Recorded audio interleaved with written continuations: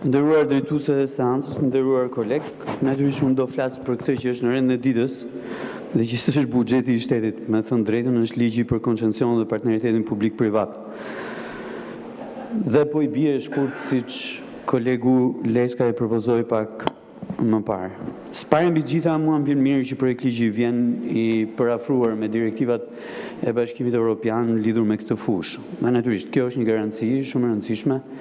të paktën në kuadrin apo në përmbushjen e kuadrit legjislativ në këtë fushë. Nuk besoj që do dalë dikush e do thotë që BE-ja ka kërkuar që ky ligj mos miratohet sot. E dyta që është shumë e rëndësishme. Për shumë kohë në këtë sallë kuvendi, jo thjesht gjatë mandatit të kësaj magjorance, po edhe më herët kanë kërkuar që instrumenti i propozimit pa kërkuar të mos jetë më instrument për përcaktimin e kontratave koncesionare apo edhe ato të partneritetit publik-privat. Dhe më vjen mirë që ky instrument nuk është më në draft ligjin që kemi përpara e që do ta miratojmë. Megjithastu, vazhdimisht kemi ngritur shqetësimin edhe këtu, se ma kujtoi Taulanti sot kur foli për interpelancët e një kohe të shkuar, dhe me thënë drejtën që në atë periudhë kam ngritur shqetësimin e kontratave koncesionare me vlerë €1, apo transferimin e pasurisë publike të shqiptarëve me vlerë €1, qëndrim që e kam mbajtur kohë pas kohe edhe gjatë kohës që Partia Socialiste ka qenë në pushtet. Dhe më vjen mirë që edhe kjo pikë nuk gjendet më në ligjin për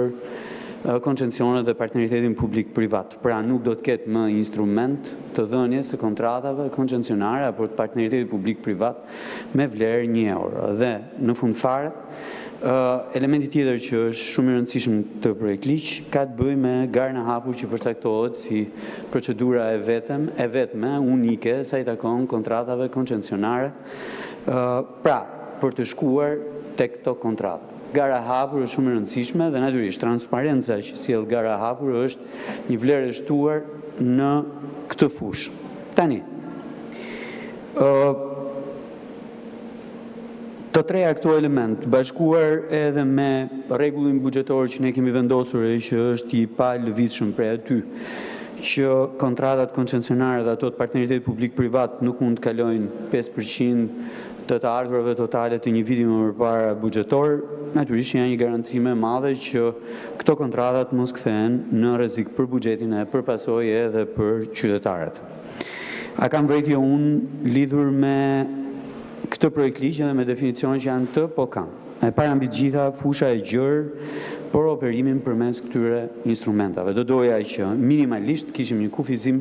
sa i takon fushave që kanë të lidhje apo kanë të bëjnë me sigurinë kombëtare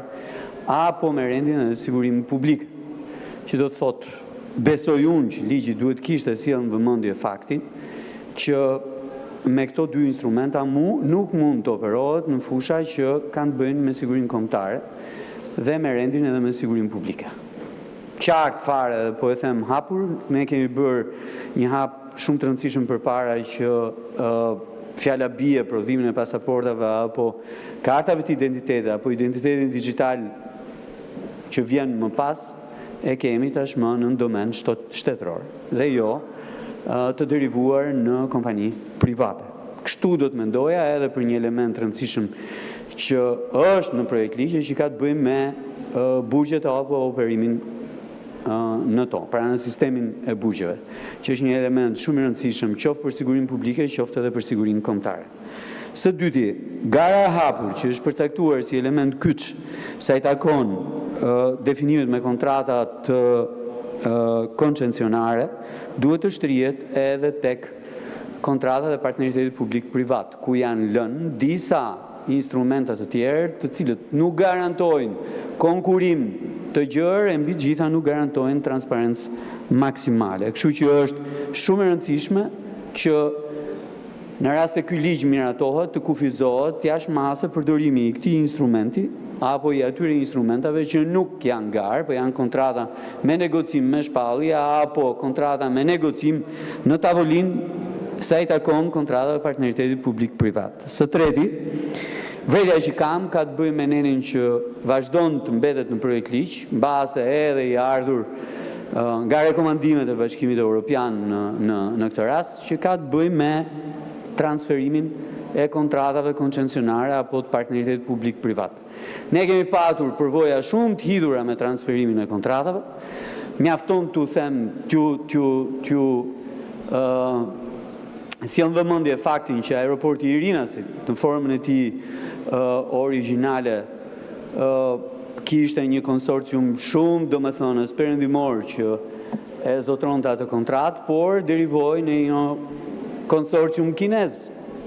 Dhe që ky është një element shumë i rëndësishëm që ka të bëjë me sigurinë kombëtare, ashtu siç në fushën e energjisë, veçanërisht sa i takon